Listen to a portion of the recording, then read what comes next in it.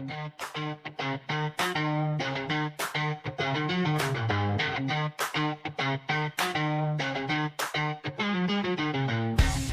and a warm welcome back to the WenDirkCast. We're your hosts, of course, Jimbo and Calvinator. We'll be discussing the latest MFL update, the big update, no transfers, massive developments, and of course so much more that has gone on over the last week or so.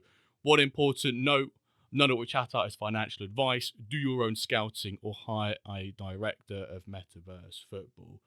A slightly different schedule today. So we usually record on a Sunday, but this is actually Wednesday, the 26th of February. So if anything happens between now and when the podcast's uploaded, we don't know. That's in the future. We can't tell. But oh boy, have we got a great episode today. Calva, who have we got and what are we talking about if people cannot already guess? Yeah, of course, there's only one thing we can talk about, and that is the massive Season 4 changes that are coming, the massive update that's gonna totally, I would say, overhaul the whole game with rarity, rewards, player supply, retirement, like everything is being changed a little bit. And there's, I think, a lot to talk about, and who is, like, say, there can be no better guest than the CEO himself, Matt, to explain that. So welcome, Matt, back to the pod. This is like your, I think, third or fourth time. Do you remember? At least a third. At least. Yeah, I think third, something like that. Yeah. Yeah, and usually it is when something big happens. Like Season 1, we talked last time, and over Season 4, there's massive changes. So yeah, we're gonna break them all down in this episode. Not the usual updates, no splashes of the week. Although Dio made a giant splash yesterday, but we it's not the splash of the week. So first we're going to talk about that update, and we also have a little Q&A. Some people have other questions. Usually they start with when. So when this, when that. So we'll also answer them later. But yeah, first about the big update. Maybe the first question, Matt, for you is like, how do you feel about it actually? No, to be honest, first, thanks for having me. Always happy to be on the pod and to chat with you guys. It's always great to hear the pod, so even better to be on it. And no, yeah, to be honest, the reception has been fantastic. Super happy with the community feedback. I think overall the perception was good. I think it was an update that we had in our mind for several months. I would say to do this kind of change for the rarity, for the player distribution, etc. So there were some stuff that we wanted to do. So I think we put a lot of thought in it. Try to do something that would work for MFL as a company, to have something more sustainable, but also super user friendly and super community friendly. I think it's something very good for the community. The update that we announced. So yeah, basically super happy about the reception and about the feedback from the community. Yeah, I think the overall reception has been very good. And I will admit, even from my part, some of us could have expected to have changes in rewards and that piece, because, you mentioned it and it's been a heavy topic within the community for the last maybe season and a half, or ever since the end of Season 1, really. So people could have expected that, but then there's some other bits in there, like the two new rarities, the reshaping of player generation, that sort of piece, which was like, oh wow, that sort of caught a lot of people off guard, but it's still been really well received. So I think, yeah, you've done my overall comment, I think I tweeted about initially, is very sort of forward thinking, forward planning from MFL, whilst addressing some of the sort of more concerning issues right now. So you've addressed current issues and solved them, rewards, some of the multi-contract pieces, which may be insignificant, but from a user perspective are really great, whilst also looking into your future as a company and sustainability, which ultimately means that we can all play the game that we know and love for as long as possible. Yeah, definitely. And I think it was great. We also listened a lot to the community feedback. I think that was the biggest concern that we've seen also regarding the reward was regarding the distribution of the rewards. Like when you go into there was not enough incentive to get promoted and to go to the league above. And so that was great to have all this feedback and to change that to make it more aligned with what the community wants, and that was something possible on our side. So yeah, definitely was great to change that. Yeah. So Jimbo and I thought we can break it down maybe bit by bit, as you wrote in the amazing blog posts on Medium. I always recommend people to read them. Yeah, that's Luca, our genius, that is behind all the writing part, and he's excellent at writing. So yeah, I'm not good at that, so it helps me a lot. Yes, no, I think you did a great job explaining it, and it's very like organized and structured. So we're kind of following the same structure here, and then we can go over each change individually and ask you some questions about it. So of course the first one you talked about in that post is the 2 new rarities. You have limited players now 55 to 64, and ultimate from 95 and up to 99, because that's the highest. First question is probably, why did you decide to introduce 2 new rarities? So at first, the main concern was to introduce more granularity in the way players were presented, and especially what we were putting in packs, etc. At the moment, when we were talking about a common player, there was a lot of differences in prices, in range, overall range, etc.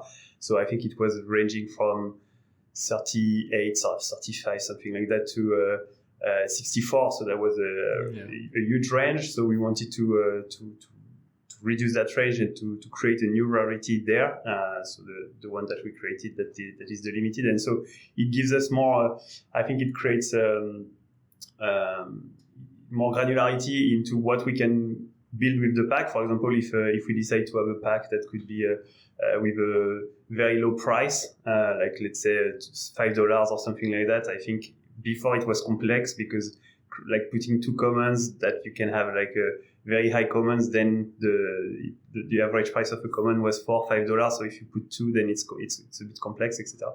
So yeah, that's really why we wanted to do that. At first, it was this limited, this rarity that we wanted to add, and then after that, when we thought about a bit more about it, we were like, we are doing one change, let's do another one, and we really wanted to bring more prestige, more exclusivity to the top end player, and so having a new rarity at the top end to really show this to give more prestige to this player was the reason why we added this ultimate rarity at the top, and making sure that, and also we thought it was super cool to have this that this kind of player, this ultimate player, are not generated at all. You know, we don't generate them.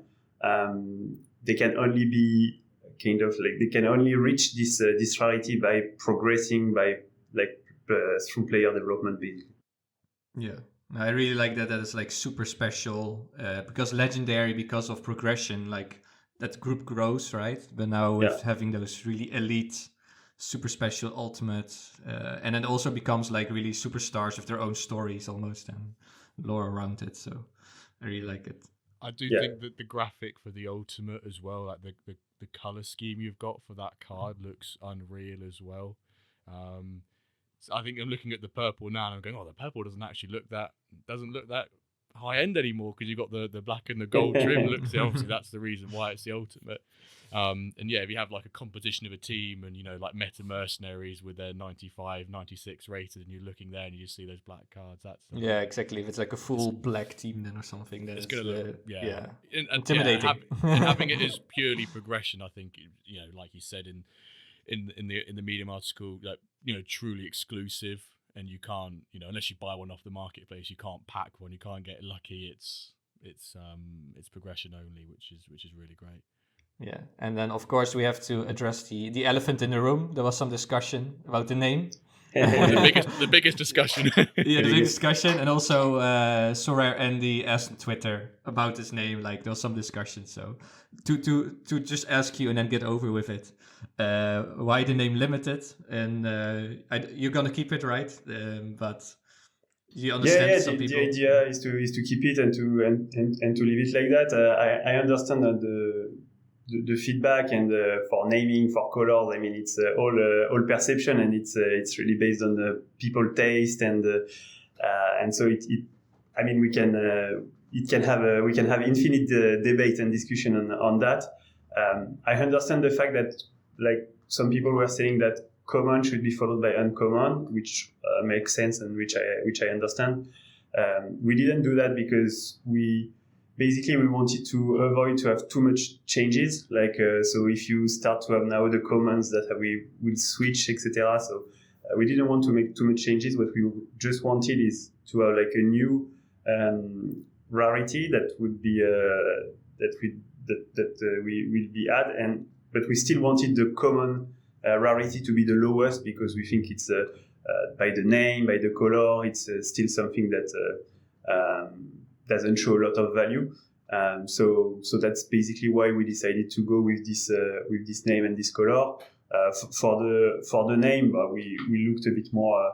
We looked around what can be. What could be the possibilities? We tried to do some research to list some possible names. For the top one, Ultimate came like really rapidly. I think that's something that's used in FIFA. NBA Top Shot also has that. I mean, there's a lot of games like that have Ultimate tiers. So that was pretty straightforward. And then for the limited, it was. We had to find a name. I think it was also we also have a huge Sorare player base, so I think it was kind of referring to also a low tier kind of. So for us that was making sense, and yeah, so that's how we decided. And we also think that it's important. It's something visual. It's really nice, but in the end, what really matters more is the overall, because it's what's really reflect the quality of the player and the overall, and of course the different attributes of the player with their shooting, passing, etc. Yeah. No, people get used to it anyway, and you still see the overall, so you know how good like you don't need to depend on the color, right? It's just a category. So yeah, I think people will get used to it, but it was a little bit of a discussion, and we had to talk about it, of course. Yeah, normal. It's good also that I like when this kind of that was the main debate from the update, one of the main debate from the update, and it's cool to see that basically all the other points were not like a real topic of discussion. It seems that it was pretty much like liked, and when the focus is on the naming or the color, I mean it's. If for every update that we have in the future, it's always the case, I sign directly. Yeah, like if you could have picked a discussion, this would have been that discussion. 100%. I take it all the time. Yeah, exactly. Okay, let's move on to the next big thing is about the player generation, so which was also going to be reshaped. So the average player overall will drop from 62 to 57. Also, there will be an older starting age and an earlier retiring age for all the newly generated players. And also rare players will become more scarce, like 3 times more scarce. So there's a big overhaul of the scarcity, and that, like better players will be more scarce in short. Can you tell us a bit about why this decision was made? But there was more and more there was different reasons why we went that way. First, it was like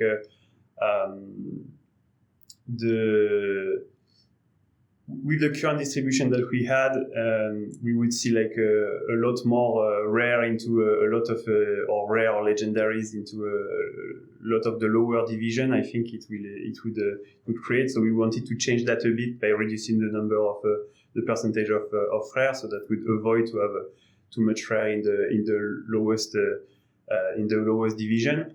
That was one reason. The other reason was also to kind of keep and provide more value to the current user base, to the current community that owns assets by making them more rare. So I think it was really something in favor of the community, of our holders, of our players, etc. So something that we wanted to do basically. So yeah, that's basically the main reason. Also having this new rarity, we had to rethink about how the distribution works. So that was a kind of a global a global thought, and I think that was making sense to change it at the moment with this introduction of new rarity. Yeah. Do you have sort of like because a lot of these changes, sort of some like the rarity distribution and pieces like that, you won't really see the effects of them for, I don't know, my guess might be like 8-9 seasons until we see those really truly come to effect. Is that sort of like timelines that you have in mind, or because obviously those changes now coming in a couple of weeks time won't impact say like league distributions or rare strengths for a good couple of seasons? Is that sort of something you've considered when making these changes as well? Yeah, I think it will. The changes won't like I think the changes on the market, the price dynamic won't change that from one day to the other due to this change. I think it will take time, but in the end we will see like in the future, like while we move and like while players retire, etc. We will see that, for example, the rare or the legendary are more scarce than what they were previously. Yeah. So it's hard to really estimate like how long it will take. What is sure is that from season 4 it will have an effect, because the player that we will generate, there will be compared to the let's say if we generate 2,000 players, then there will be now there will be let me get there will be 80 rare, if I do the calculation right. 4% of 2,000, is that right? Yeah, it's right. Yeah. Compared to previously where there would have been like 200. So yeah, 10%, wasn't it? Yeah. So that's also a change that will maybe the effect won't be very noticeable for super soon, but in the end it will have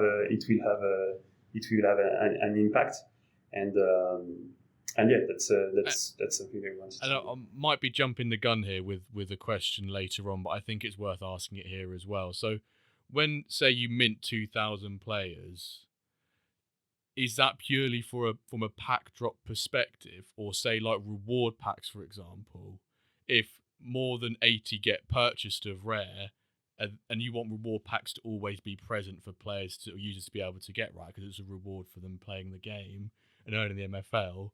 How does that look then?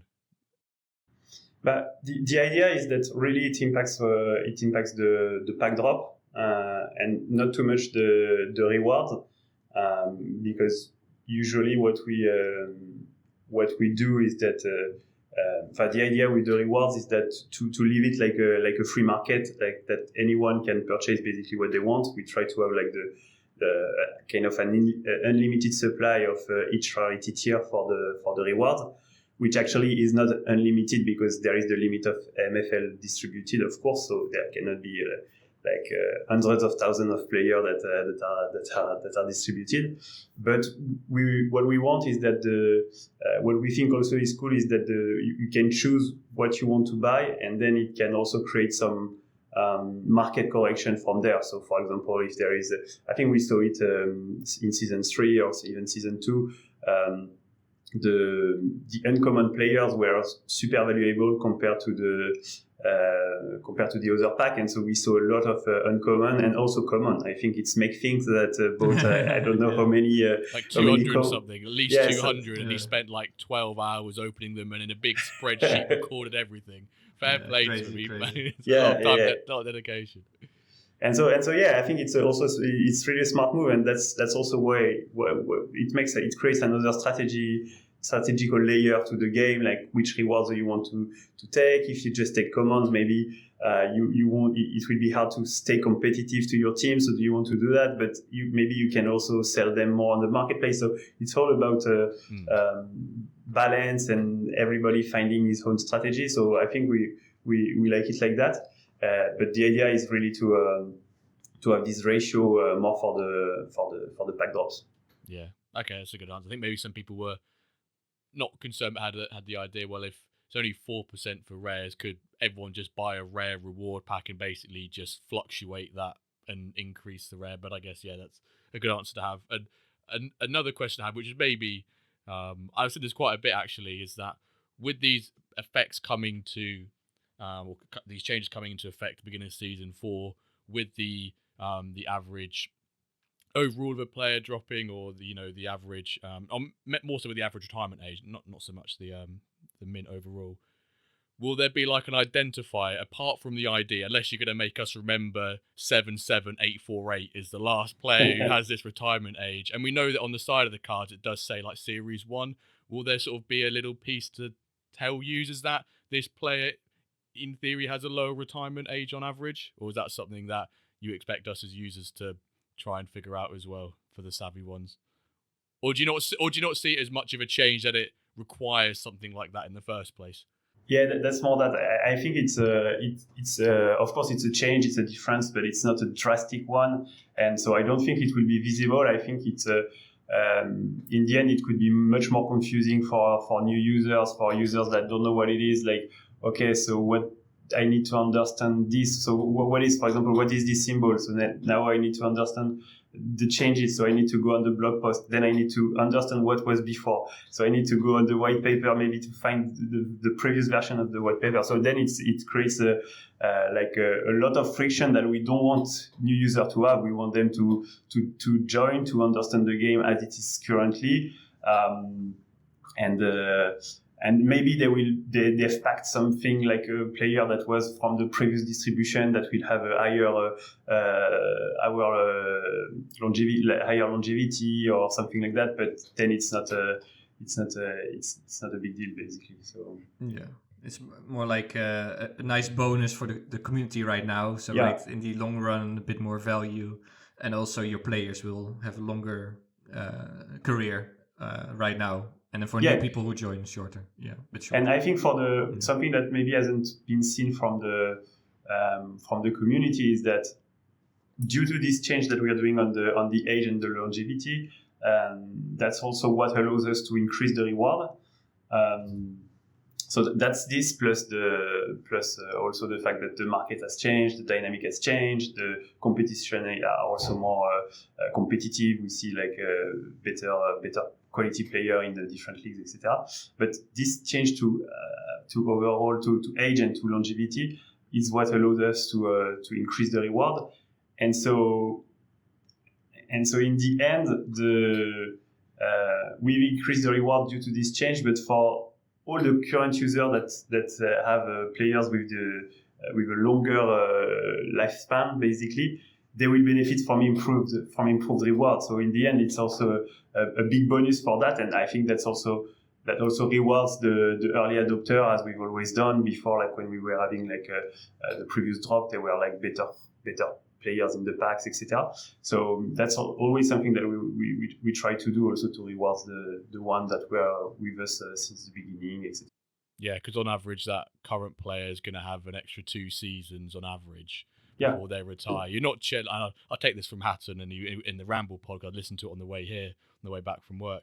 You're not changing that retirement age. They can still retire at 42. Just the average is changing, which for most people it won't even be a concern, because it's something you may you look at a player's age and you sort of mentally factor it anyway. It's not a drastic change. It's just and it doesn't change like retroactively for the player you own also. Exactly, yeah. So it's like what you bought, you still have the same condition at the time you purchase it. It's just that for the future player generation that it will change. Everyone will be in the same boat from season 4 with the players, and everyone's in the same boat with the players they currently own. So it makes no difference to if you start now or if you start to post rollover day, basically. Yeah. All right, you already just touched upon this rewards and the prize pool. So yesterday I was making the video and trying to understand this, but maybe you can better explain this total economic impact. And it sounded like a magic formula that you guys came up with to calculate the whole prize pool based on how many clubs participate and like the market pricing and the age, and right. So and then you take kind of 90% of that is for the rewards, and I guess 10% is kind of your cuts, right? Can you maybe explain that a little bit more, like in simple words? Explain like I'm five. And maybe also like how that is a bit more sustainable, maybe like then. So basically, it's what we kind of use a similar methodology to what we were doing previously, but previously we were not taking into account the age of the player because players were not aging, etc. So now we've introduced the age of the player in our model, and so the idea is to have a model based on the market price and the age, the overall, etc. that will basically give us the price in MFL of every player based on their age and their overall, and then we take all the players that participate into competition, and that gives us kind of the prize pool that we can give per season. Of course, we have to divide that by the lifespan of the average lifespan of players to get to give the number of rewards that we can provide, and then from that, as we always said, like we want this supply to be and that's now the word that I struggle to say, but deflationary. Yeah, there you go. Deflationary. Yeah. Nowadays we know more about inflation, but deflation is also deflationary. Yeah, and so because I think that's the way to make it sustainable. That's how we can keep we can keep as a company generating revenue without like counting on new users.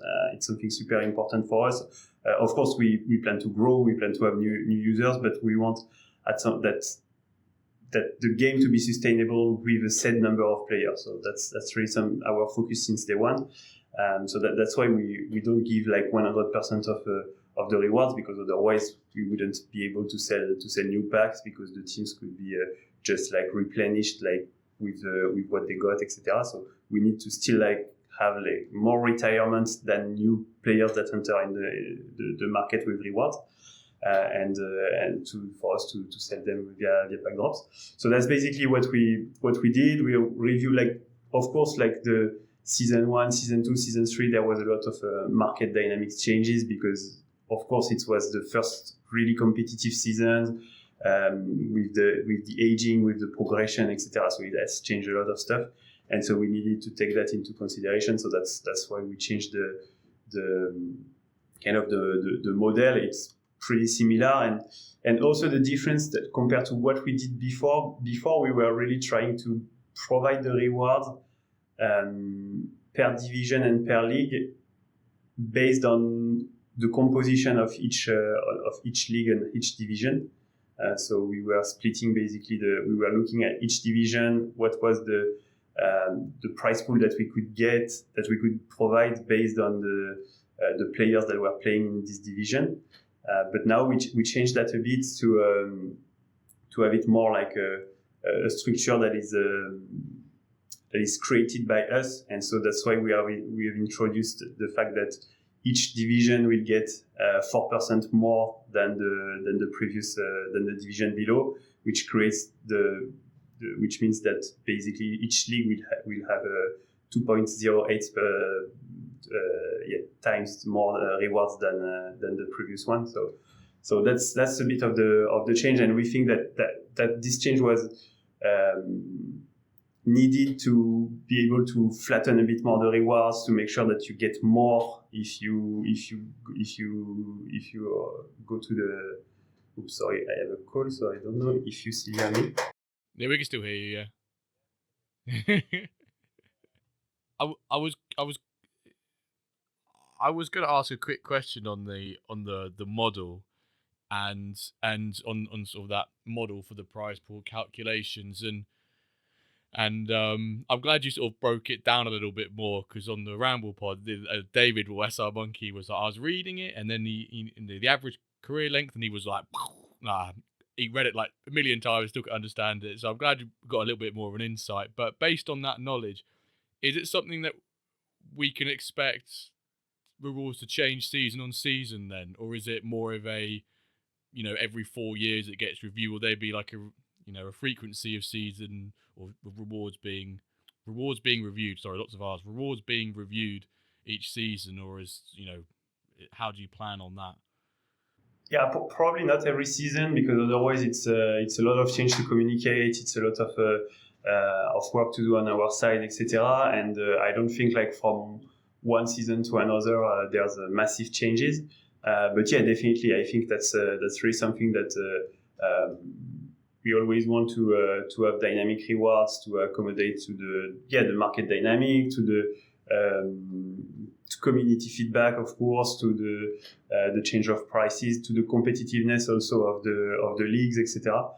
So that's definitely some stuff that we can adjust if we see that the model needs some updates. That's always how we operate, and we try to be very agile and to adjust based on feedback. And of course also, we love to hear about to listen to feedback and to hear about what the community has to say, but we are always thinking also as a global, as a sustainable model.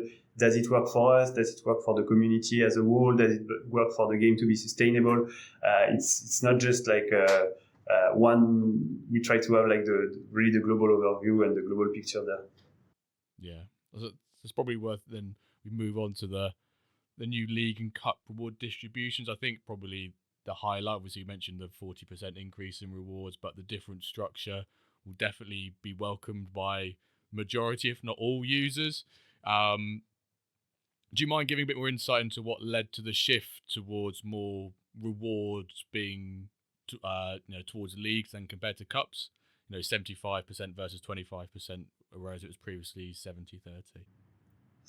Yeah, so for this change, like basically to change like from 70 to 30%, I think it's a minor change. It's not a drastic change here, but we wanted like most of the matches that you play during a season are from the league.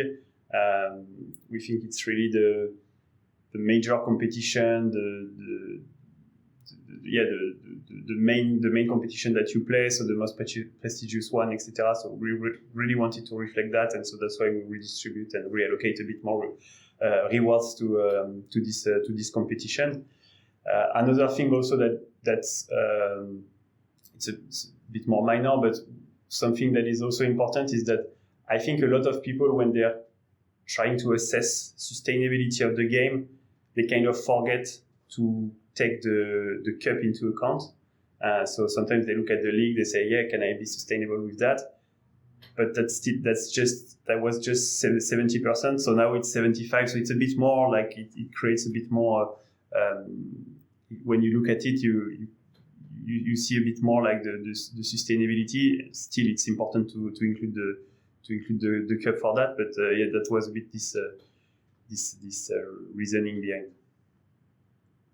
No, just something that I don't know if I can, or you want to ask me a question, but I think also to regarding the change of the fact that we flattened a bit the reward. It was really what made us want to do this change was really the fact that we listened to the community and we really saw that was something super important. It was mentioned a lot when we released our first model. We saw a lot of people talking about it. Then we saw it again and again in multiple conversations, and it was not just one or two feedback like that. It seems that there was kind of a consensus inside the community. So yeah, that's really why when we reworked on this model, we said, yeah, we have to really take this into consideration and to see what's possible to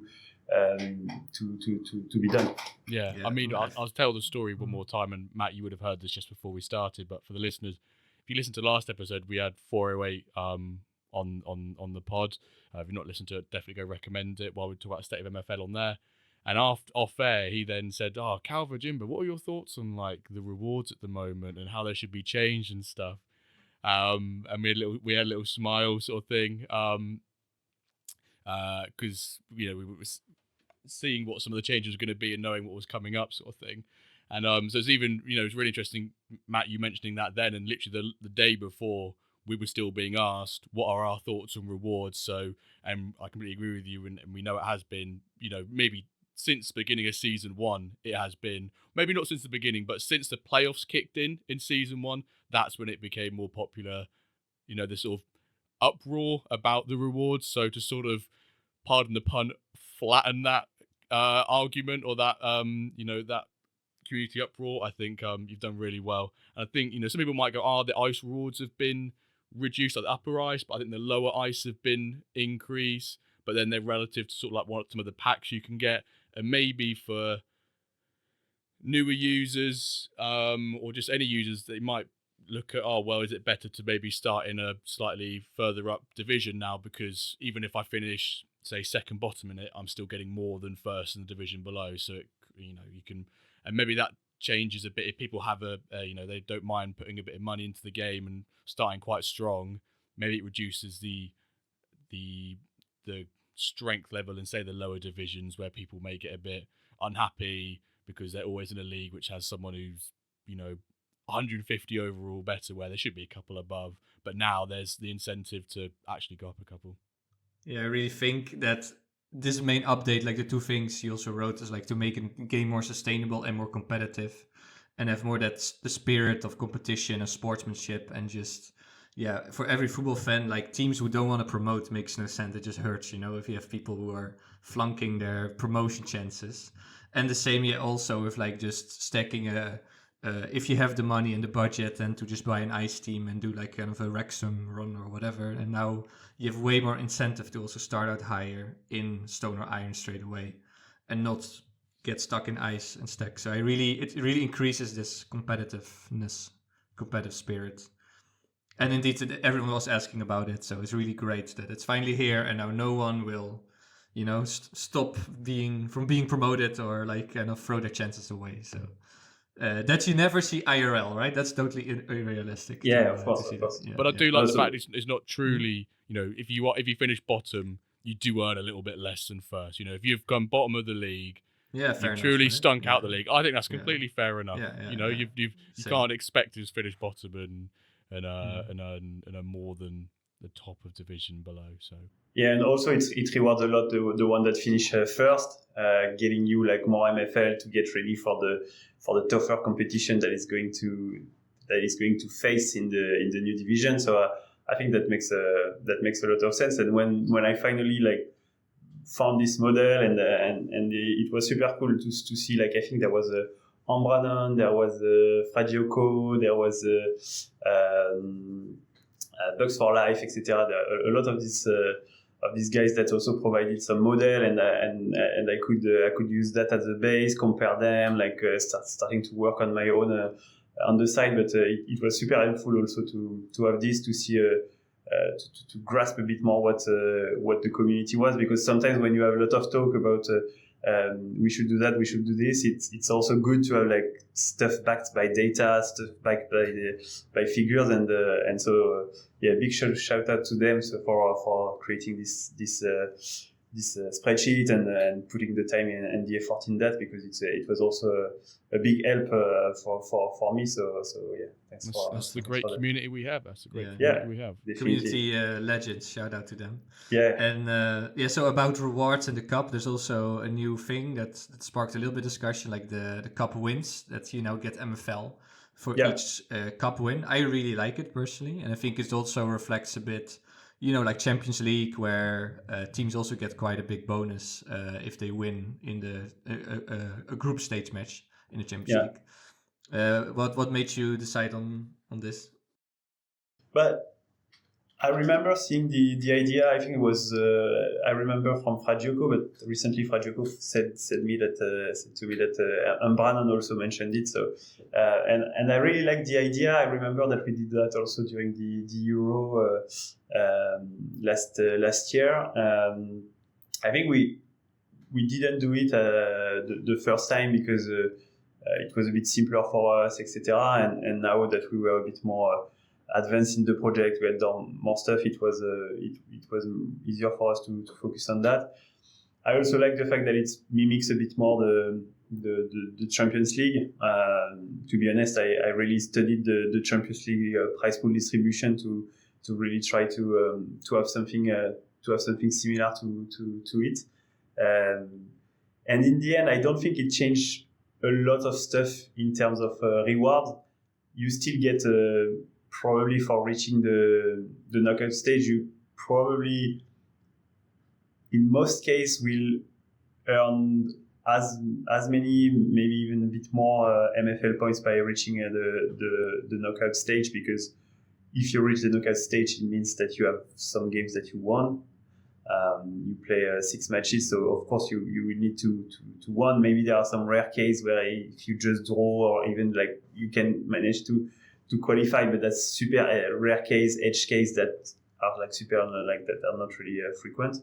So yeah, I think overall that's why we decided to make it, and also the fact that it creates like more competition. Like every game matters. For some people, like if you play in a low division, like being in the winning a match can get you a couple hundred more MFL, so that can change, that can allow you to get a pack more, or like getting a higher rarity pack. So I think that can change a lot of things, and that avoids also to have in the end of the competition where everything is already played, but to have like people that don't really want to win, that can prevent that also. Yeah. No, it's pose new questions. A lot of people rest their players for the last cup match because they're already qualified or they're already out, and now you still have something to play for, so it keeps it more competitive. I think some people will continue to rest their player, and that's totally normal. I mean, it's real life. It's the same in real life. You rotate your player. You want to rest them, etc. You pick your matches, but at least it just creates like an additional nudge to make you want to win. Yeah. I know I'll probably still continue to rotate some players, but but that might be because I know I've qualified, but I know I need to get that league position as well. So I've got my knockout stage, certified.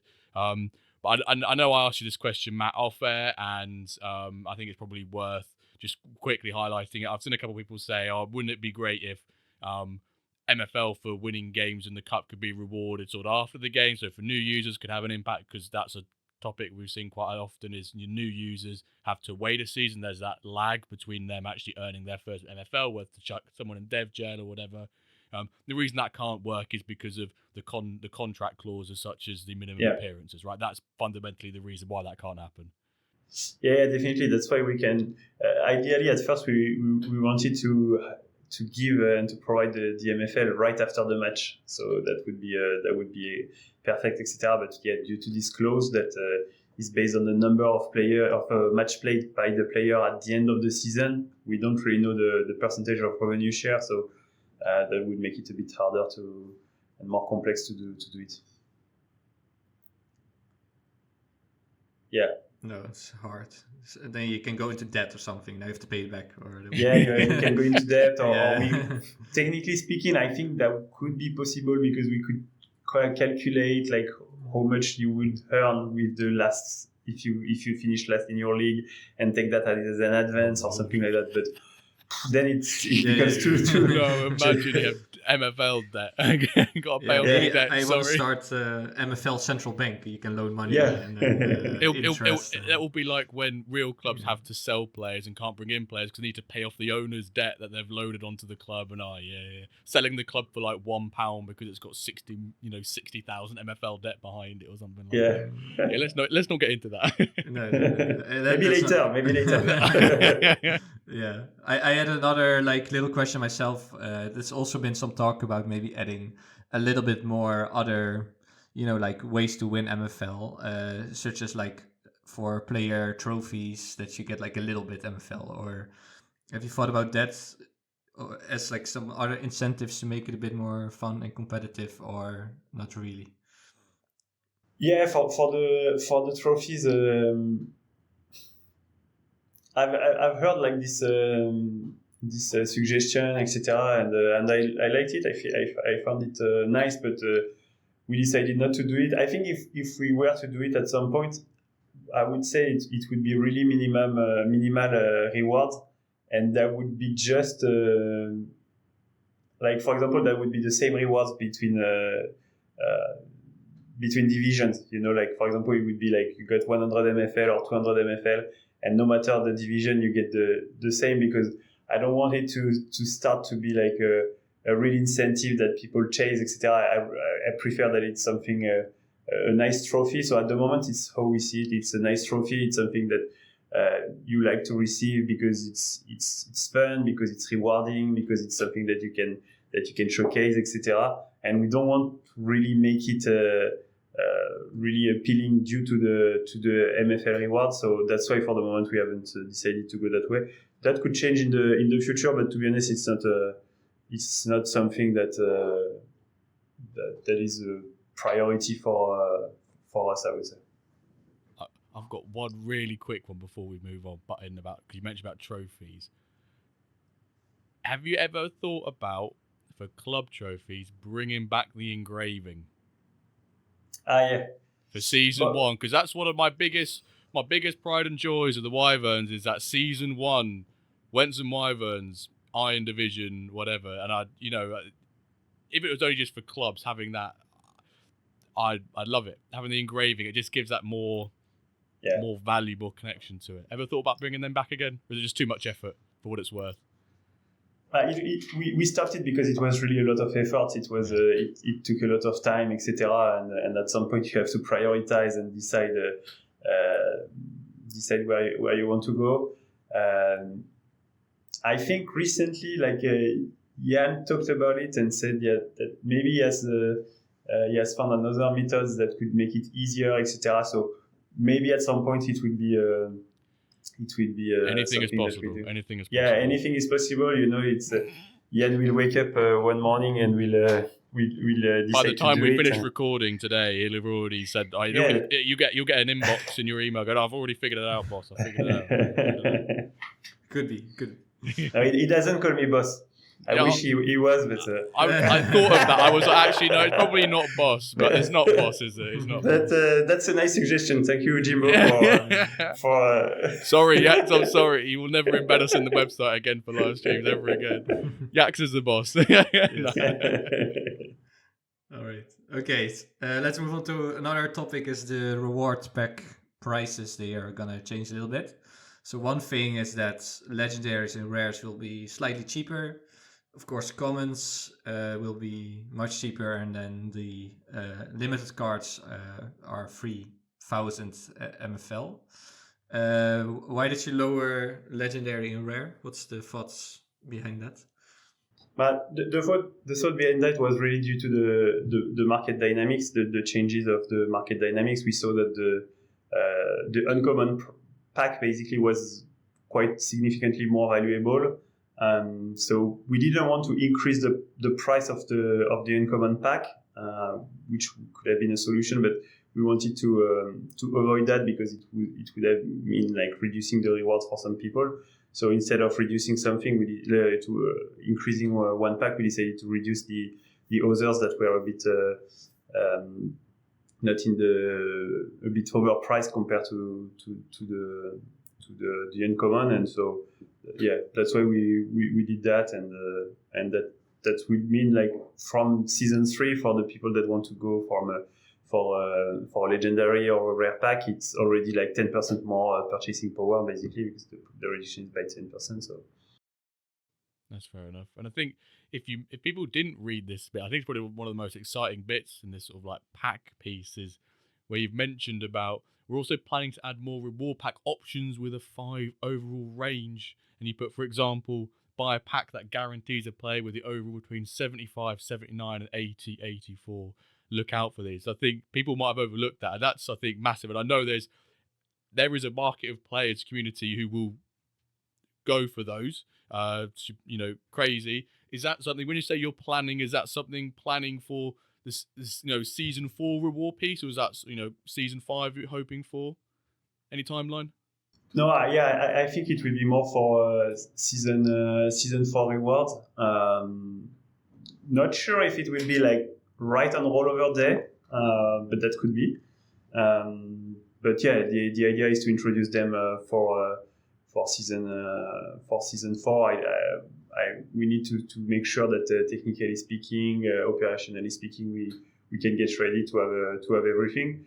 But yeah, I think that's what we want to do, and I think it's a nice addition, because at the moment there is quite a lot of variance in the pack that you can get. So like having a different range, like with less variance, can be good. People can still decide, like, okay, I want to take a gamble and have a better chance, and to buy the one with the highest the higher range.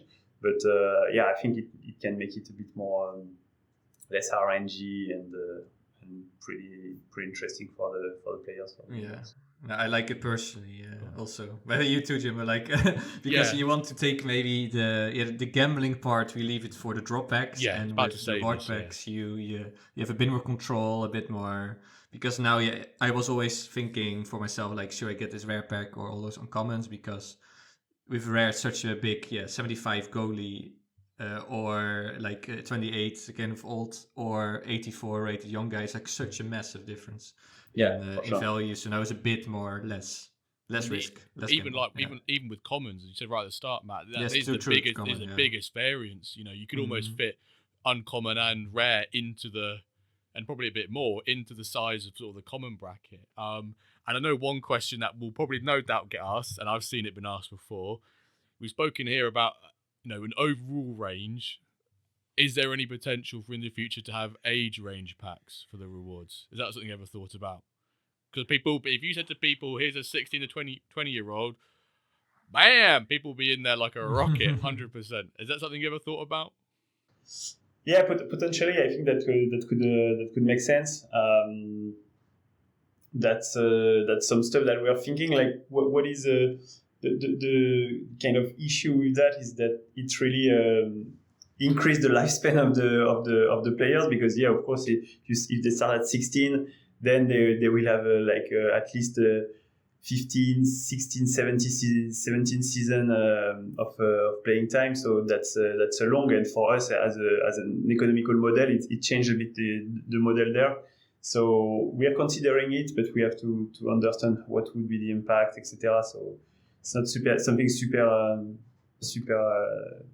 easy. Yeah, that's fair enough. I think maybe suggestion, it does kind of go against the whole reward pack piece about always being available. But for those packs that are specific ranges, whether it be overall or possibility of age, could it be that those are limited amount because they're so unique, and that maybe then decreases the economic impact that they have because they've there's only a finite amount. Is that something maybe? Yeah, I think there's different option to approach that, and it can be limited and pretty rare. You cannot buy a lot or something like that. I think also the price would be much higher if you're guaranteed to have a 16 to 20 years old player. I think I haven't made the calculation, but I think the price could be double or something, probably, compared to a normal price pack. So yeah, that's really that we need to have a deeper look at that, and always thinking about the economics there. So for the moment, it's not really something that we plan for season 4 or season 5, something like that. Last one for packs. I have seen it been asked in the Discord. I know you did answer it, but obviously at the moment there's still reward packs out there for people to buy. And obviously, when the changes come into effect, there'll be other reward packs with the average age of that player being increased, and the retirement and all that sort of piece, and the average overall being decreased. Will there be sort of a little bit of a transition period post rollover day, or some way people can clean up those current players before those newer changed players come into effect? Yeah, we need to really see how we will do this transition period. It's always complex to manage this transition period. There's different options here. So usually what we do is that we close the store. Then there is reward day usually it's on Thursday, and then we reopen. There is a rollover day on Monday, Tuesday, and we reopen the store at this moment so that people can purchase their players. For this season, due to the transition, we are thinking about maybe we just we don't close the store. We give we do reward days, and users can directly buy the remaining packs, and then we close the store and we re-add everything. And yeah, that could be a solution to. We could do it like this. Other solution would be just to have like the different type of pack. For example, we have like the V1 legendary common. We let them sold out, and then we add the V2. But I don't like too much this solution, because then it creates a lot of different packs, confusion for users. Where there are some V1, V2. It's kind of weird.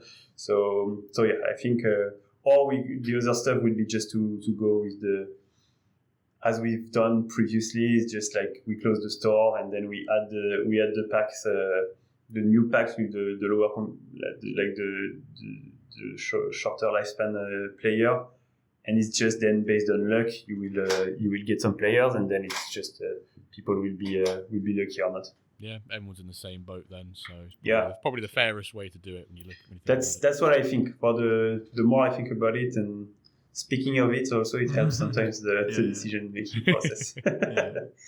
Definitely. All right, let's move on from the packs because the IMFF has been observing competitions, and they want to engage people a bit more and make sure that everyone's actively managing their squads. So you have introduced some new rules about forfeit and energy. So if it's like 5 forfeits, you don't qualify anymore for any rewards, and players below 60%, then it also leads to forfeits.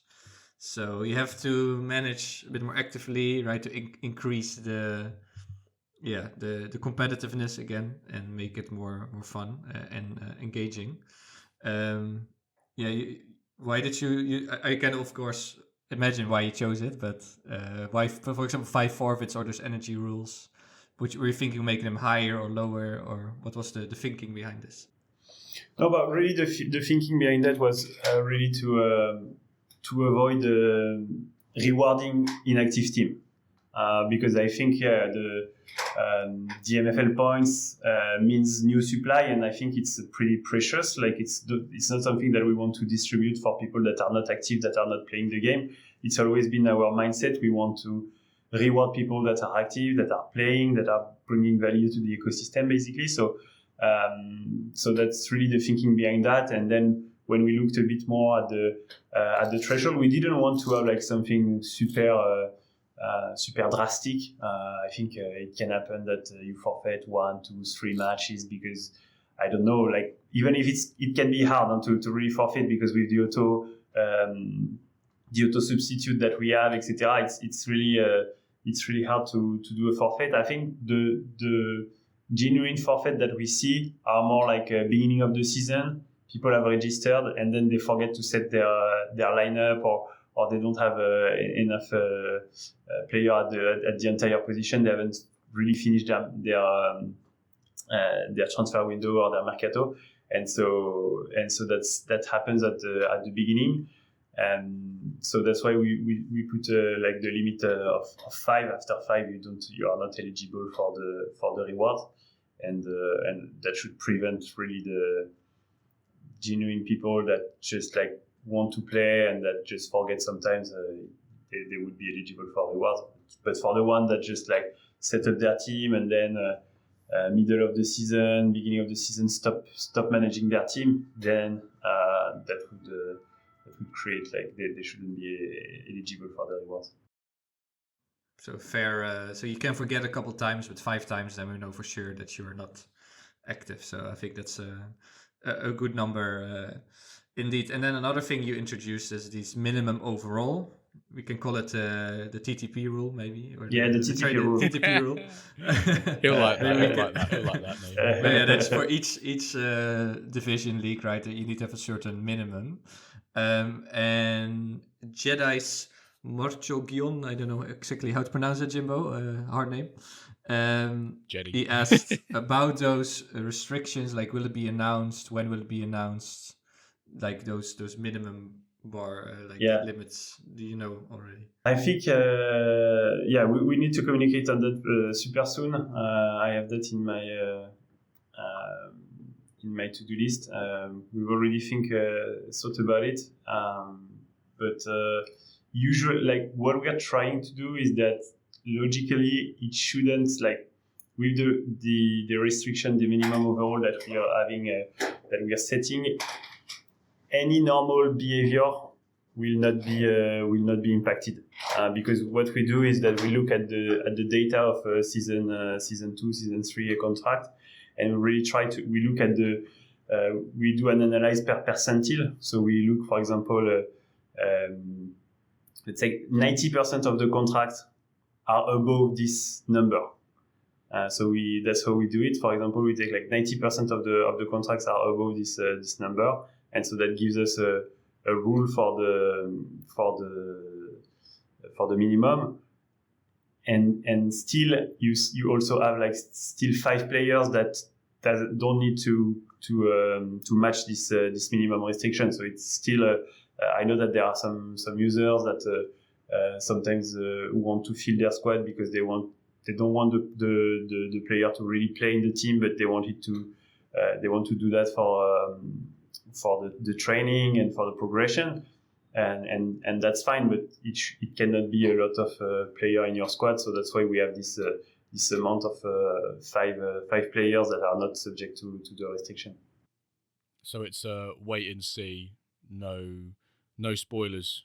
No, I don't want to, because I don't have the numbers under my eyes, and it's not final, so I prefer not to say anything. But But normally, I think if people play like have like the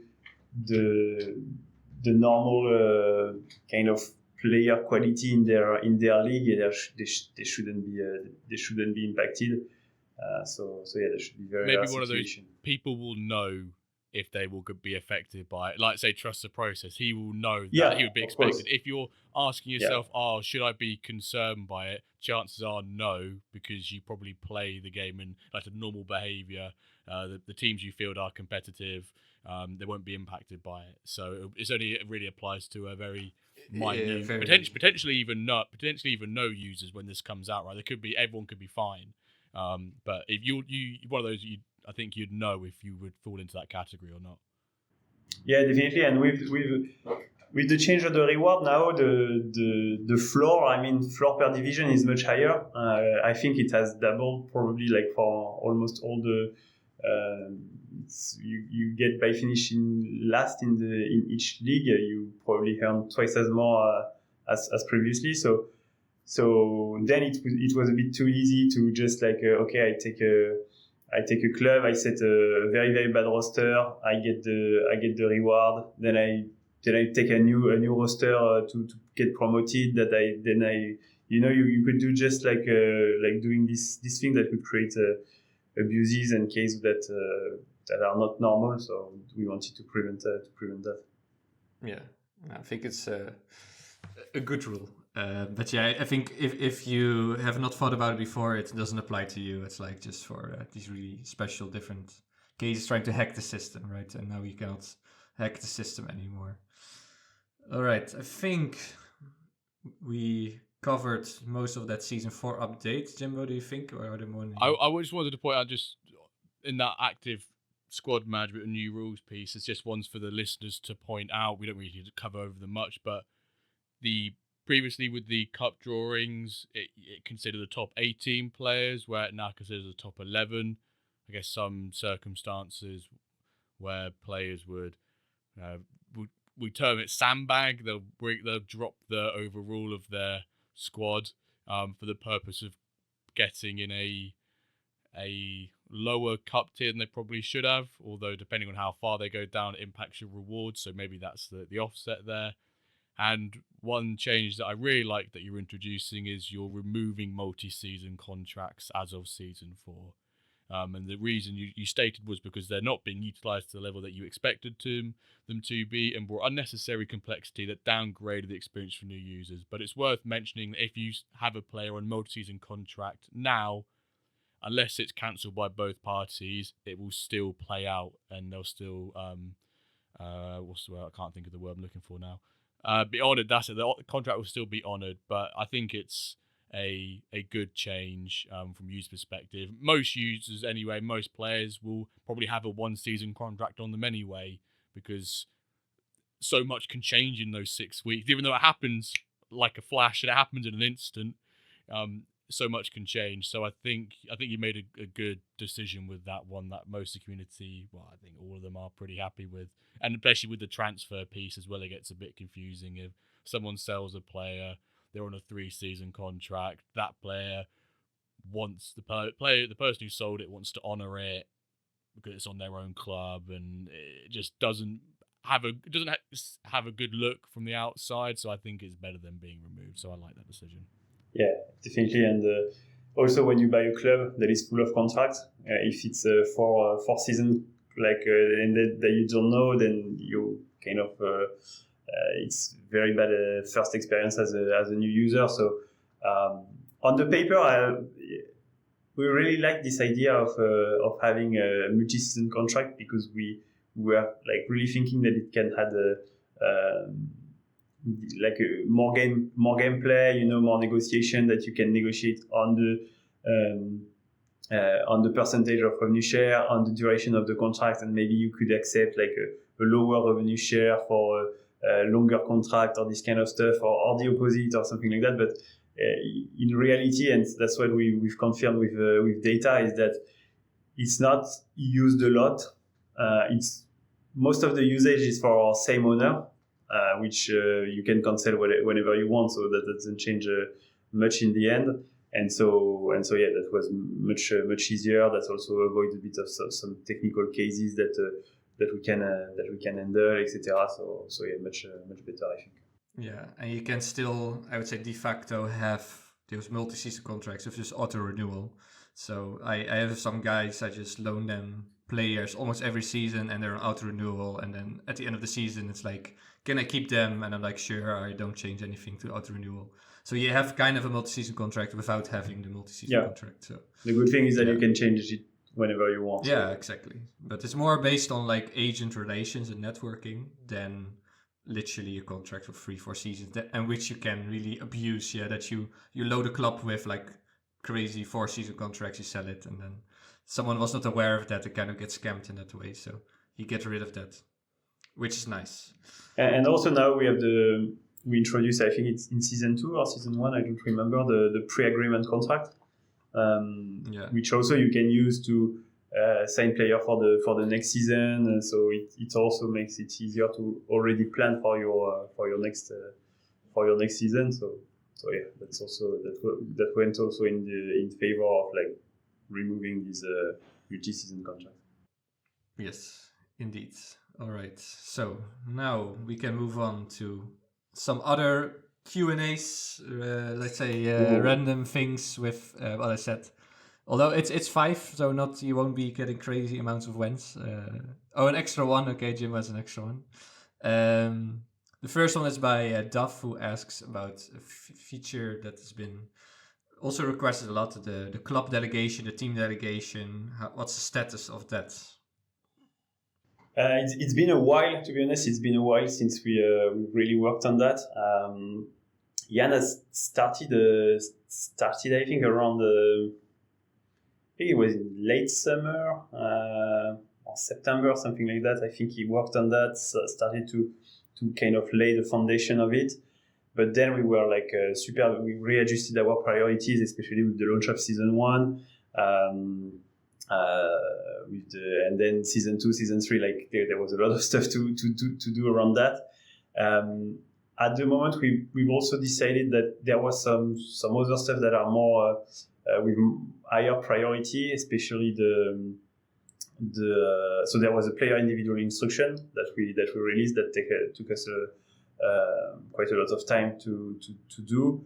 And the next focus that we really want to have is regarding the offer, to be able to have an offer on the marketplace. We're also working currently to because we know that we have a lot of stuff to improve, and for example on the contract stuff, there are some stuff that we want to improve. So I've tested it today for the first time. The ability, like when you set the availability for the players, you will now be able to define which division you're looking for a contract, which with each minimum of rev share split by division. So you can say, I'm only looking for diamond, and if I'm in diamond, I want 5%, but if I'm in platinum, I want 7% or 10%.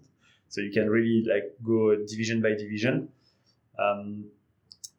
So that's we will also add the possibility to define the minimum playing game time clause in the availability. So also I think that will ease the contract negotiation, that will make it more smooth, etc. So that took us a lot of time, because it's a bit technical, but it needed a full change of the database, the way it worked. Like, so we had to design a lot of new tables, SQL table, etc. I won't enter into the details, but that was a complex topic, and that's also the topic. We also had a new developer that arrived 1 or 2 weeks ago, which is Guillaume, and so of course it takes time to onboard a new developer. Yann has to onboard him, to show him the code, to explain him a lot of stuff. So of course at the very beginning it takes more time to Yann, and he can develop less. So maybe we're producing a bit less at the beginning, but the idea is to of course that he gets fully autonomous in the next few weeks, and that he can deliver, etc. So we're super happy about that. But so to answer it was a long answer for a short question, which which is a bit maybe my specialty sometimes. but no, for the delegation, still something we want to do. Probably it won't be for S4, maybe S5, F6, something like that. But we really want this offer also we really think it's something super important to be able to offer. To send cash offers to players, so that will be that's really the next priority on which Yann will be working on. Yeah, so it's on the list, but definitely not the highest priority. Okay, great. Can I jump in with a question here, because you actually sort of beat me to it, Matt? Because it was just before here, I messaged in the Ballers down, said about to go live, or not live, recording with Matt for the most recent episodes. Anyone got any last minute questions? And he put, not a question on the update, but will there be a chance to ask about the new guy, Dobby, and how the team are developing? So obviously you just mentioned the new developer. It sounds promising that they're bringing more people on board. Are they looking to bring more people on soon? So before I let you answer, I guess we did a big welcome. I think it was it last Friday you announced it? Yeah, last Friday. And when I saw that, I was waiting for all the general chat to be, welcome. That was great to see. Did you tell him, when we announce it, you will have loads of notifications going off from everyone saying like, welcome. No, I didn't tell him on my side. I don't know what Yann told him, but maybe he was a bit surprised. But I saw that he answered, and so that was cool to see that, and super cool to see the positive of the community as usual, super welcoming. So that's super cool. And regarding the question, the idea for us for MFL is to always we want to keep the team small, and we really want to expand when it's needed for different reasons. The first reason is that I think keeping the team small, we can probably sometimes achieve more, which can seem counterintuitive, but sometimes when you start to increase the size of the team, then you have to set more process, then you have more internal meeting to take decision, etc. So it can make stuff faster, but it can also sometimes make stuff slower. And I think with the team that we have, we managed to deliver so much stuff. When I don't want to compare too much, but when I look at other projects, etc., and where they're at, they've raised a lot of money. They've hired a lot of developers, a lot of team members, etc. And we are not ashamed at all to where we are at the moment. So with a very small team and super talented people. So I think that's the spirit that I want us to keep. But definitely, I think at some point we also need to grow and to recruit more people. It's also meaning more people needs more revenue.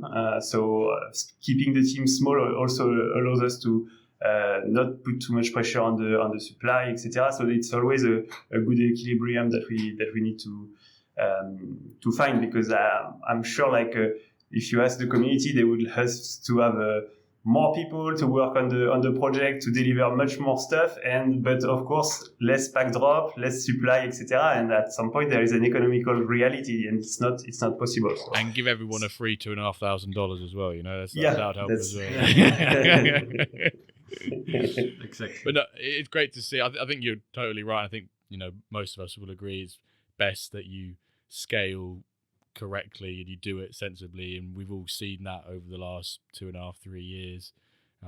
So yeah, welcome Dobby. How many is that officially within the team now then? You do the I think it's going to be 3 weeks, something like that, at the end of the week. Yeah. Yeah, you arrive middle of midweek on something like that, 2 to 3 weeks. So it's you, Yax, Lucas, Quinton, Dobby. Yeah, and that's 5. Yeah. One hand. Yeah, one hand. Yeah, one hand. Yeah. One hand. Okay. Back to the Wen questions. Bosco, you probably already know what he's gonna ask. He started a lobby. I think Eric Barbaric is also part of this lobby, of this propaganda. They keep pushing it. And I also liked it because I had success with Poland. Jimbo doesn't like it. Yeah, I was waiting for this, man. Every so week you on the already streams, know, it gets. The question is, when national teams, can we see them again at some point? We all love them. We love seeing caps of players, but I guess it's bottom of the list somewhere. It's but of course we like the idea. We think it's super cool. What is first is how do we introduce that in a season? We don't really want to cut a season or have 2 or 3 weeks in between seasons to have that. So that's the first. How do we manage to fit that in the season? How does it work, and how does it make it entertaining for everyone? Because when you don't of course the players that will be selected, even if we do a under 23 or under 21 or something like that, even if we do different categories, that won't be a lot of players selected, and so it can. I don't know if that would be entertaining for the entire community. I think there would be some people that love it, etc., but maybe not everyone. So probably I think we will keep it at the moment. It's not in a priority. Maybe when there is the World Cup, when there is a Euro or something like that, we can think about doing a side event in parallel to the season, or something really that also can allow us to create more activity, also to get more eyes on MFL, as a marketing campaign, or as a when you're doing extra events, you can manage to bring more eyes on the project, etc. So that's how we see it. But at the moment, to really have something that, for example, every 4th season there is this World Cup, etc. That could make sense, but I don't really see at the moment how to do it, and I don't think it's a priority. Yeah. But I think when I Sorry, Bosco. when I talked to Bosco, it was maybe you can fill the void where there is no competition, right? At the end of the season, between the seasons, you can have and then maybe qualify for but yeah, of course, it's definitely not high on the list. Yeah. And when there is a World Cup or Euros, it asks for it. But yeah, okay. Bosco knows more. He can ask again. I'm sure he will keep the. He will keep asking. He won't stop. He won't stop. Yeah. When we ask you more questions in a couple months' time, another question from Bosco. When to national teams, we'll be relentless. We love him for it, though. We love you, Bosco.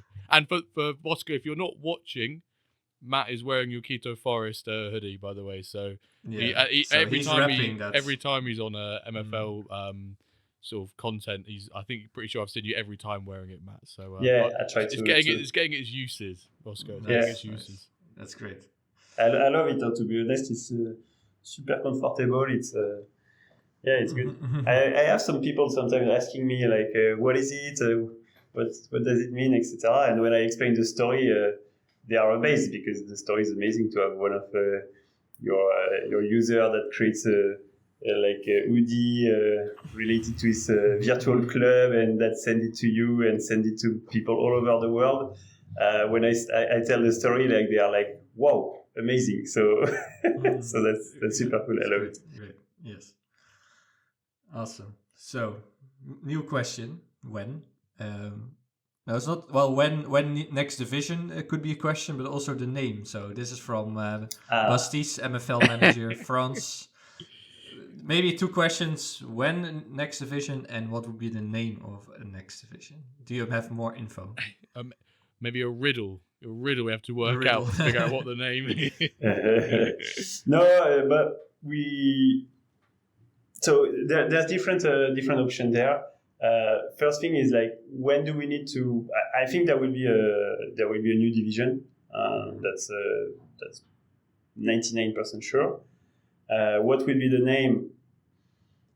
We have some idea. I don't know if I will share it. I don't know if I should, because as soon as you like the main idea at the moment is the. Well, if between now and Monday you don't want it, I can remove it out. So yeah, you basically got like 5 days to decide. No, but the one of the top contender for the name at the moment is Spark League.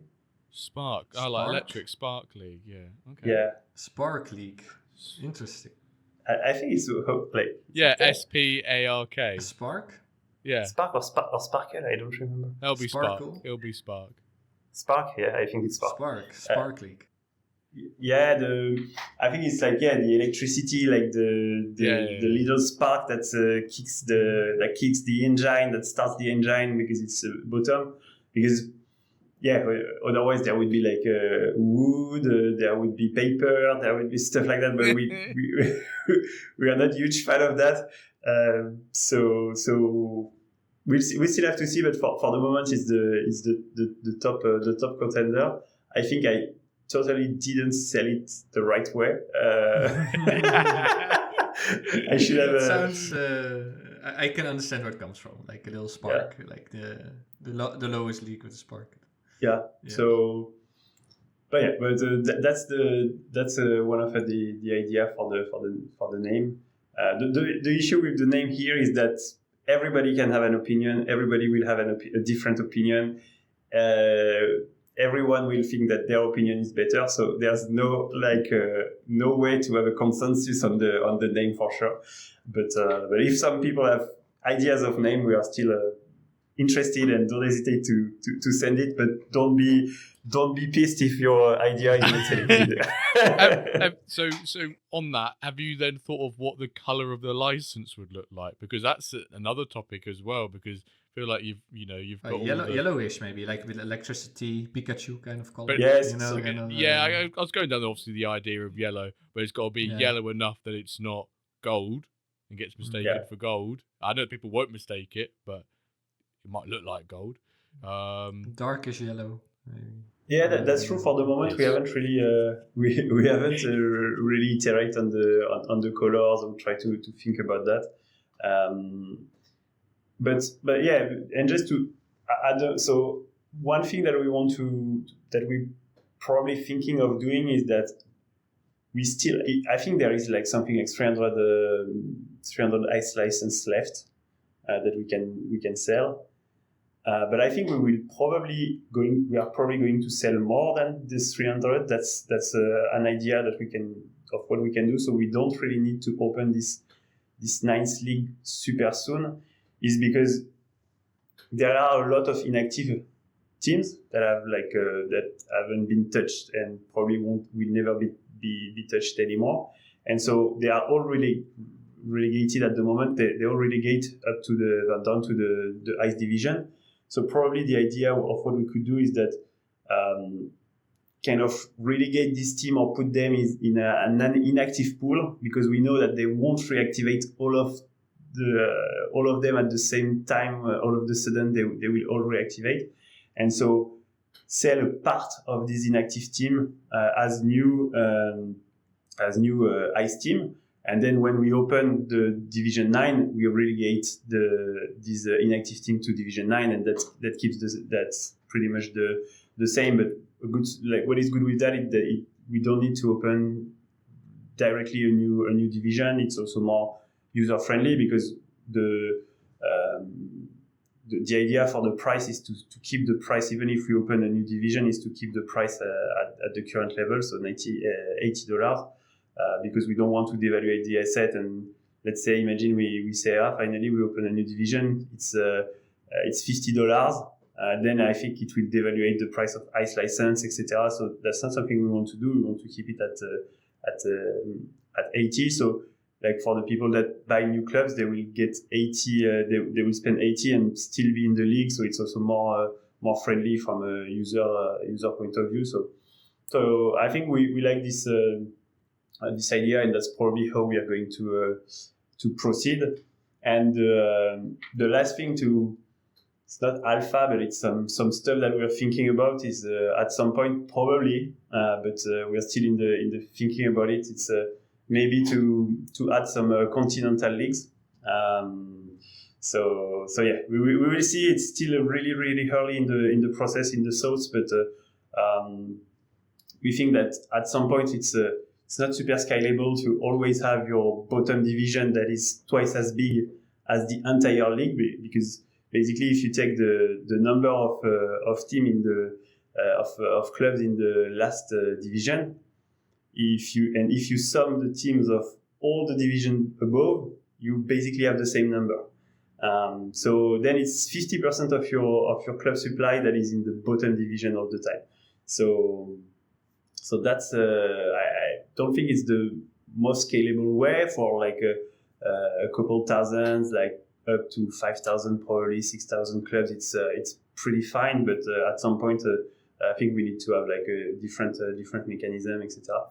And that's why we are exploring this solution of having like other pyramids that would be probably below this big pyramid that could be the World Federation or the World Competition, and to have like this continental competition that people can decide to join, etc. So still there's a lot of decision to make around that, but that's basically some stuff that we're thinking about. That sounds really a huge piece really of good. alpha. Huge piece of alpha. It sounds a bit. Well, I'm a bit of a cycling nerd also. It sounds a bit like cycling of Pro Tour and then continental licenses.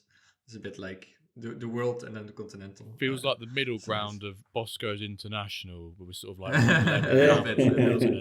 I know a question that will get asked. So you said it's you just bit of alpha, not much information about it. You think about continents and all the countries within continents, people going, when can I get this country? Would that be a thing? Other countries being opened up? Yeah, I think that will allow us to increase the number of countries, to make it more in line with probably we could imagine to have all countries, because at some point it's a bit it's a lot of work to do at the very beginning, but then when it's done, it's pretty easy. So yeah, that could be possible. What would be, of course, a bit more complex would be the player distribution, like how many. If you have all the country, like how do you decide which player from which country you mint, etc. But yeah, that's our problem. That's stuff that we need to fix. Big bit of alpha on the pod. I love that. And just to go back to the selling more than 300 licenses, or 299, I think I checked now, licenses. I really like that, because obviously those licenses will now be, in theory, relegated, unless they've not been opened, which is a different story. But I like that on one basis, that you never bring back the Ipswich license again. The Ipswich license, there was one of them, and it's not been used since season 0.4, and I would like to keep it that way, please. I would like to keep it that way. I cannot we will search the owner, and we will put it in Division 1 soon. Their name. I had to look them up. Their name is like Sacred Koala, and their profile says they're from India. So if you can, get them on the line. If I ever play an Ipswich team and lose with my Norwich-based team, I might have to Or I'll start raging in the Discord. I'll start raging. But I do like that though. It's a sensible move. It's a sensible move when there's non-existent. It's sensible. It means that we will probably meet more, and maybe there will be another Ipswich created. The new Norwich license got packed today as well by a German chap. Oh, really? Yeah, Bogon messaged me. I was asking if he wants to swap with my Stone club, but he quite likes the idea of having an English club. Unless I give him an offer that money can't, or an offer that he cannot resist. Pay up, I think. Yeah, so I'm like, I don't know how much do I love me Norwich. I've already got one. I don't want to monopolise the Norwich licenses. All right. I think we have two more questions, unless Jimbo has more surprise questions coming. I don't think there's more surprise. Speaking about Vogon, you just mentioned Vogon alerting you. He has a question you might not have heard in a long time, but that keeps haunting you in your nightmares, which is, what is a secret project? What is the secret project?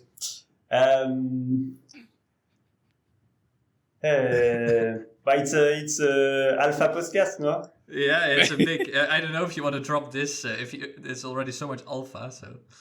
Yeah. No, but I think we can say it because at some point. We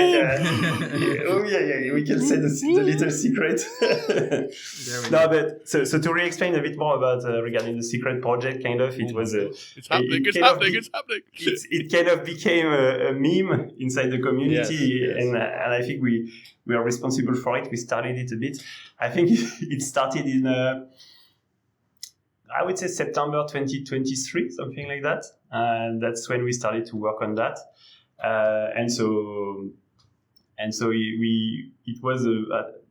was something that we were exploring. So but we didn't we want to explore without really telling it, etc. So, and Jan had the excellent idea of in the dev update to talk about it and to name it the secret project, like thinking that maybe he wouldn't have too much attention, etc. So of course, because it was secret, it got a lot of attention, etc.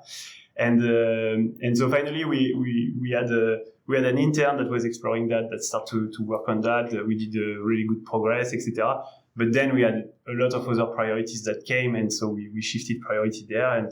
And so since then we haven't really moved. I think for probably 1 month, 1 year, something like that, we haven't really touched it. But that's probably something that we would like to re-explore and to retouch. And so I am about to reveal it. The build-up is great. I like the build-up. The build-up. I hope people won't be disappointed, but no. But basically, the idea was to have like a player that are at the moment. The player they are kind of cartoonish. They are generated with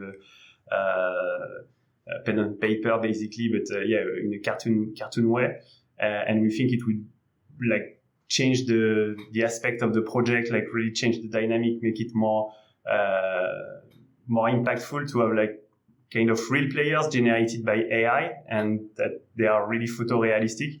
So basically, like instead of having a cartoonish player, you have a kind of a real player that doesn't exist, of course, but that you can really relate to and have like look like a real person. So that's the project that we worked on for around 6 months. That's what we call the secret project. And but yeah, so now it's not secret anymore. No, it's not. It will be on the news everywhere. I think New York Times is going to have paying for the billboard. Yeah. A countdown until the pod is released with the secret project. Whoa. Big reveal. Mathurin reveals all about the secret project. Yeah. and so yeah, that's would be interesting to get the community feedback around that. I know it can be for us. We really think it's a good decision, and I'm sure we were going to do it because I think it can really bring the project into a new dimension. I've already, like the look and feel of the project, the first touch that you have with the project can make it like can be much more professional with real player. It can really, I think, change that, and that's already some feedback that I have had from users that don't play it. They are like, when they just have the first look, it doesn't look it, because of the players that are a bit cartoonish. It can remind them like a kind of a childish game sometimes, etc., which is totally not. Like there's money involved, it's super hard, super competitive, etc. So sometimes I don't think it really brings the real value of MFL. So that's why I think that could be a great change, and it's also a lot of work because it means like we need to recreate like 70,000, like more 80,000, probably like close to. So yeah, that's a lot of players that we need to generate, but challenging and interesting project, I think. Yeah, I'm so curious about reactions. Obviously, maybe people listening expected me and Jimbo to react more crazy, but maybe we can tell that we already knew this also for more than I don't know how long. This was kind of the more impressive. Project. It's been like a year and a half. Yeah, that we've known and we've been asked, and we've gone, wonder what it could be. We were always like, we also don't know what the secret project is. I'm interested what the community will say though, because I know that I think it'll be quite split maybe. Yeah, because so. some really like the current artwork. It's unique. You see that card, it's unique. You know, if you look at our profile pictures on wherever we are, they go, they play MFL unique style, yeah. But then you see a lot of users on, say, like social media, when they're posting about their clubs, will try and generate their players or their MFL players through AI to make them realistic. There was the Tifus of the other day where Eric and someone else, the massive banners that they'd made, into sort of like maybe I can't remember they're still cartoonish or not, but that sort of piece where people are definitely generating them. So I mean, there was a bit of a kick when you removed the cards from the lineups, and now it's just the players because of people with their mohawk. So, but it's an exciting one. It's an interesting one, and I think it will spark a lot of debate. Yeah, I can't wait for that debate.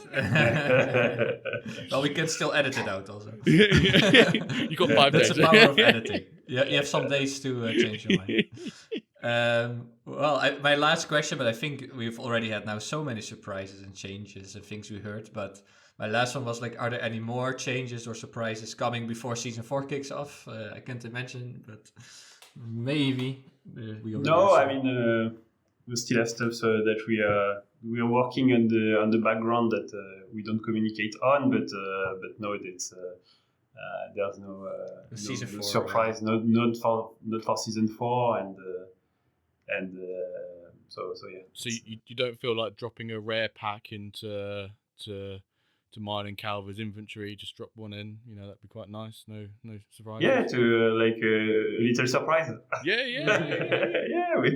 Or good try. Let Calver and I start distributing MFL when we want for the streams. Yeah, make that life easier. Secret project. Yeah. We can be small banks of MFL. Yeah. You're a central bank, and we can be we can start a WenDirk bank, and we can give those loans. And that's always the case with people. They start to be greedy, and now they are more privileged. Yeah. We start talking about MFL debt. We'll be the debt collectors. Knock. Yeah. You own this club. Are there raw earth minerals we can demand? Okay, let's stop that discussion. I think it's a hashtag o'clock. Right, folks, ladies and gentlemen, what an episode has been. Plenty of information to digest there, especially towards the end. And we're going to reveal the hashtag now. So for those of you who've got this far, we love doing the hashtag because we see so many of you post it on Twitter, X, Discord especially. For this week's hashtag secret is out. Hashtag secret is out. And the second you hear this, I want you on that Discord straight away. No context. Hashtag secret is out. Make everyone FOMO. What? What's going on? What's going on? Listen to the pod. And then they'll start listening to the podcast. Before we do blow that full-time whistle and wrap episode 79, sorry, we have to say a massive thank you to Mathurin for coming on the pod, providing the insights, being transparent as ever with MFL and so his team, especially with these big changes. Very, very transparent. Very transparent. So I want to say a massive thank you to you, Matt. Thank you for being on the podcast. You've been great. You've been great today. Thank you. No, but thanks to you guys. I say it all the time, but I'm amazed to see like the consistency, the regularity that you have in the content. That like I think it's almost 2 years, 1 year and a half that you're doing like every week an episode, and it's just amazing for us as founder, as a team member to see people talking with so much passion about the project. I really love to hear your voice. I'm trying to listen it to almost every week. I'm 1 week late. I think the last one with Orange Fly, was it? Yeah. That I haven't listened yet, but yeah, I really like it. Also, like when you're having some invitees, like people coming on the pod, it's just awesome. So thank you for that. Thanks. And it's really appreciated. Thank you. So we will wrap things up there, folks. I want to say a massive thank you to you listening so far. Remember, #secret is out. Get it plastered everywhere. Without further ado, thank you all so very much for listening, and we'll catch you this time next week for an episode of the WenDirkCast. Thank you for listening.